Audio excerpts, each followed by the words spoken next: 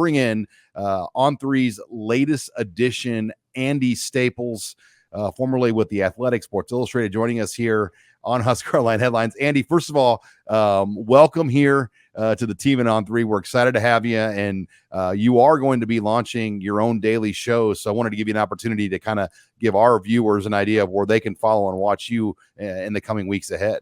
Oh, it's launched. There's 4 episodes out. If they want to catch up on the backlog, you can find it on the On3 YouTube channel, and also all your favorite podcast platforms. So Apple Podcasts, Google Podcasts, Spotify, Overcast, Pocket Cast, you name it. We're on it. So, but we did 4 shows this week, and we'll start our normal 5 show a week routine next week with a live show Sunday night, and then we'll go through Thursday. We'll be at Big Ten Media Days with you guys, so it's going to be a lot of fun.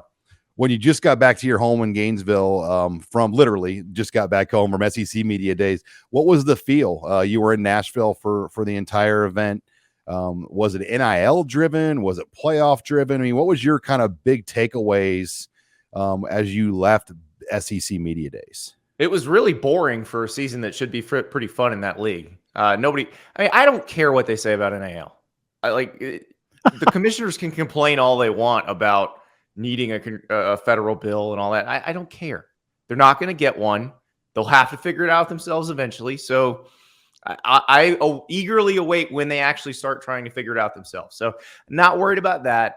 The only thing that really kind of caught me was the Alabama people with a legitimate chip on the shoulder. Now, they did wind up getting picked to win the West, but barely over LSU. And everybody thinks Georgia's going to win the league. Everybody thinks Georgia's going to repeat as national champion, which is weird because as Nebraska folks well know from that 96 season, it is really hard to three-peat. Hasn't happened since 1936 in Minnesota. So the math and the probability say that Georgia won't win the national title this year. But, if you put the season in a vacuum, if they weren't 2-time defending champs, you go, yeah, well, on paper, they probably should.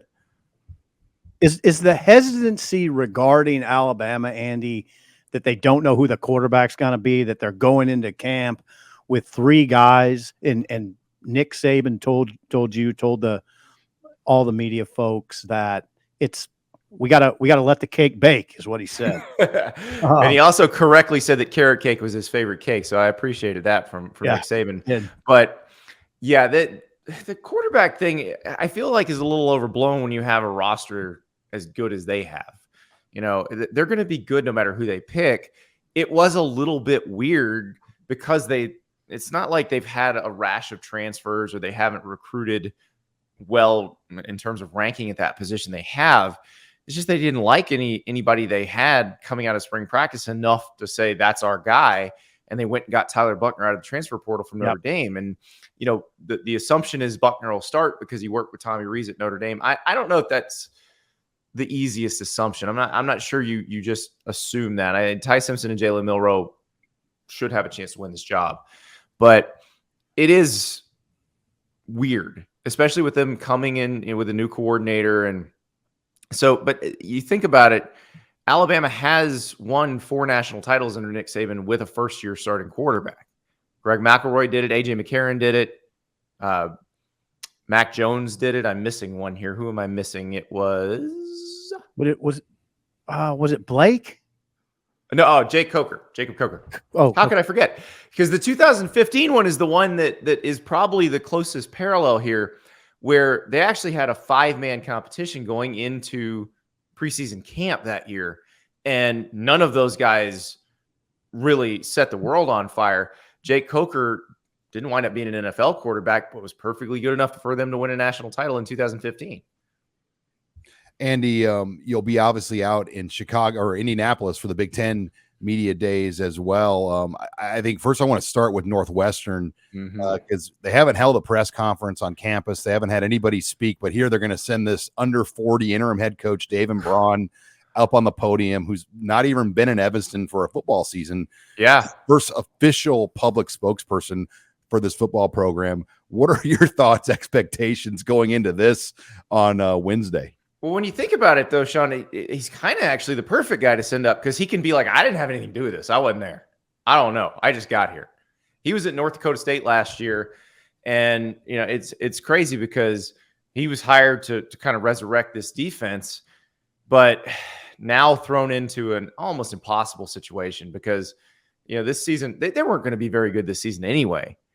And now you've got all of this swirling around, and this is not going away. This is not going to stop. It feels like there's going to be drips and drabs of this. Now that you've got plaintiffs' attorneys and class action suits and all that coming in, it's going to be a lot. And, think about this.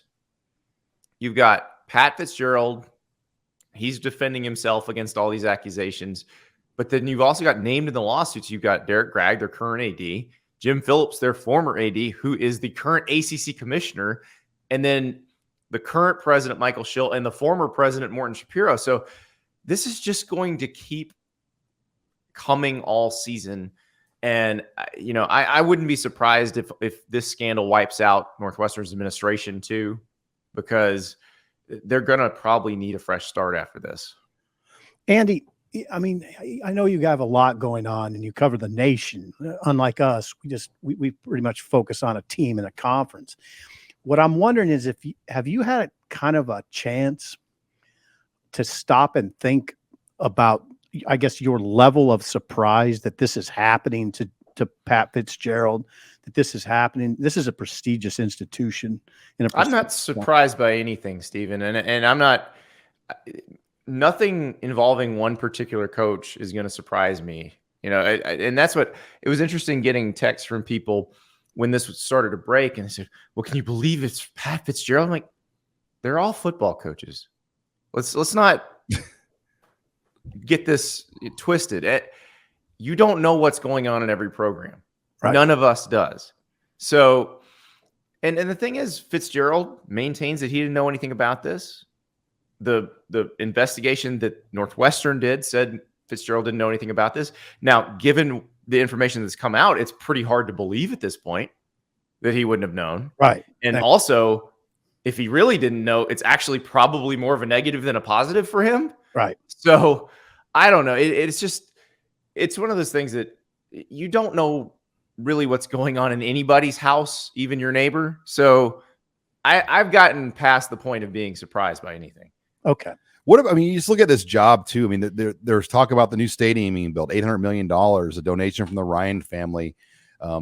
Northwestern has already been kind of at a disadvantage in the portal era because you can't just transfer to Northwestern. Right. I mean, there's so many things working against whoever takes this job. I mean, we don't know what the carnage is going to be with portal players leaving the program. I mean, how can they recover from this? And do you think they will? Jobs of Big Ten money. That's how they recover. Now, you got to make sure you're not losing the Ryan family as a donor like that. If something like that were to happen, then it is a big problem. But they have massive amounts of money coming in because they're in the Big Ten. And that is what will make it attractive. Maybe not more so than a good Big 12, ACC, Pac-12 type job, because the challenges are obvious. But if you're going to make $40 million, whether it works or not, guess what? A lot of people are going to sign up for that. Andy, I'm interested. We got to switch the conversation to Nebraska. Nebraska fans want to hear what you think. And it's a simple question. What did you think about the Matt Rhule hire? Oh, I like it. And I've talked to him a couple times since and asked him where is Nebraska relative to where Temple was when you got there and where Baylor was when you got there. What's he say? He says that it feels like year two at those places. That they're, and especially Baylor was burned down to the ground when he got there, and he had a lot of work to do. There wasn't as much work. I mean, there was obviously the issues that caused Scott Frost to not succeed there, but it wasn't a roster that had to be completely turned over. They didn't have to do a Colorado type fire sale on the roster. They had guys that they liked, and then they brought in some transfers that they thought would be able to help. Like Jeff Sims is a prime example. Jeff Sims has the body type, the tools you want. It didn't happen for him at Georgia Tech, and there's a lot of reasons why that might not be his fault. So, I think that makes you pretty optimistic about what Matt Rhule can do in terms of turning this program around. Now, I'm not expecting miracles right off the bat, but can he make Nebraska bowl eligible in year one? I think that's a reasonable expectation. And I think if they can do that, that's a great sign of progress. Andy, you know college football as well as anybody. When I tell you that Nebraska has the longest streak for all Power 5 teams for not appearing in a bowl game, how much does that get your attention? It's crazy, but then you think about it and okay, it makes sense because the Mike Riley hire never made a lick of sense. I mean, other than perhaps Sean Eichhorst was tired of getting yelled at by Bo Pelini, so he hired the nicest person in college football. But Mike Riley was about to get run out of Oregon State when he got hired. So asking him to turn Nebraska into a better program than Bo Pelini had, it was asking a lot, because at that point in his career, and he had been very good previously at Oregon State, but I don't think at that point in his career he was ready for that type of job. And then the Frost thing still mystifies me because he was very good at UCF. Now, granted, he inherited quite a bit of talent. It wasn't like George O'Leary had stopped recruiting there. It was just his players basically mutinied on him in the last year, and they left a lot there. And it was a different caliber of competition in the league. So it is crazy to think that it's been this long, but I don't think they're that far away. I really don't. From bowl eligibility, I'm not talking about competing for Big Ten titles. They're very far away from that. But I do think Matt Rhule, if you look at what he did at Baylor right off the bat, he had a very good idea of what he wanted in terms of players. They were looking for certain athletic traits, and it wasn't always because in that situation at Baylor, you couldn't attract the type of recruits that Nebraska can right now, because they were dealing with the fallout from the scandal. It was a lot harder to recruit at that time, but they found some gems at that point. So now that they've got a lot more to choose from, I feel like. So I think he can get it going pretty quickly. Andy, I think I can ask you this too. I mean, again, you've been around this so long, you understand the nuances of college football. Do you feel like Matt Rhule is a good fit for his environment, the Big Ten? Yeah, I do. I think he understands what wins there. Now, it's interesting because what wins there it sort of is changing, because you look at Wisconsin and what they did.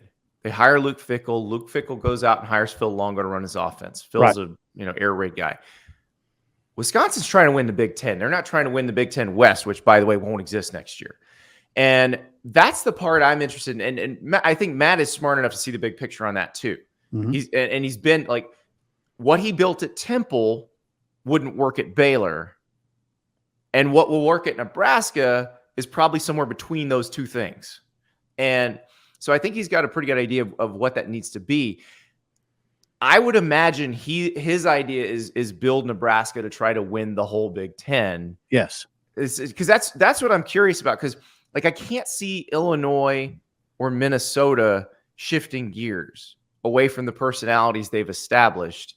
And I don't know, that's not enough to beat Ohio State and Michigan and Penn State. It won't work. But what Wisconsin's doing could work. And I imagine what Matt's going to do is closer to that. Okay.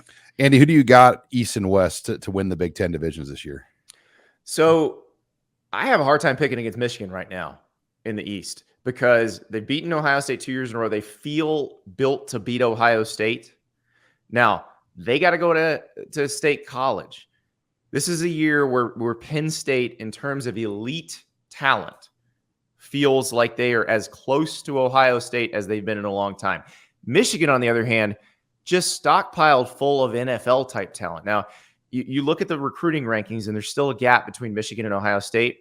But I'd say the way that Michigan has developed players over the last few years, because I don't look at it strictly as what you bring in. I look at it as, what did you bring in terms of your raw material? And then when I talk to draft people and NFL scout type people, how many NFL ready players who, if they're draft eligible now, how many of them are going to be in the league next year? Mm-hmm. Michigan has a ton of those guys. I was talking to Jim Nagy from the Senior Bowl the other day. Mm-hmm. He has 7 Michigan offensive linemen who are draft eligible. So this doesn't even include the freshmen and the sophomores.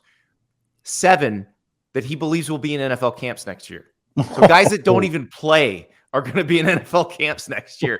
So that tells you where Michigan's at right now. And oh, by the way, if anybody needs a head coach, Sharon Moore could be your guy down the road. Although I think he's the next head coach in Michigan. But that's the challenge that everybody's got to overcome is a Michigan team that has built more NFL talent year after year since Harbaugh revamped that coaching staff. So I'm going to pick them in the East. The West is hard, but it's hard for me to pick against Luke Fickell. You know, I go back to when Luke Fickell took over at Cincinnati, and the current senator, Tommy Tuberville, did not leave the cupboard very stocked at Cincinnati. And Fickell came in and immediately upgraded their recruiting, but none of those guys could help right off the bat. And it was rough that first year. But if you look at how some of those guys played, and especially as they got into that second year, they were really good. He took what was already there, which was not, these were not highly rated recruits or anything like that, and he made them play really well. He's got a lot more to work with at Wisconsin. I think they're going to be good right off the bat. Okay. All right, Andy, we appreciate the time, and we will see you in Indianapolis on Wednesday and Thursday. All right. Thanks, guys.